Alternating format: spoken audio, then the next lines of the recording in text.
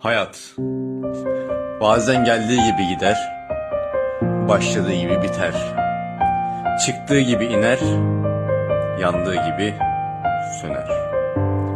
Bazısı başladığını anlamaz, bazısı bittiğini.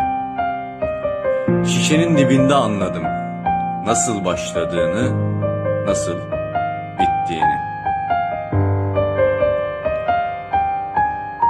Yüreğime oturmuştu bir sızının bütünlüğü, hayatın küçüklüğü. Senden bana kalan hatırandı, o da bana kaldı.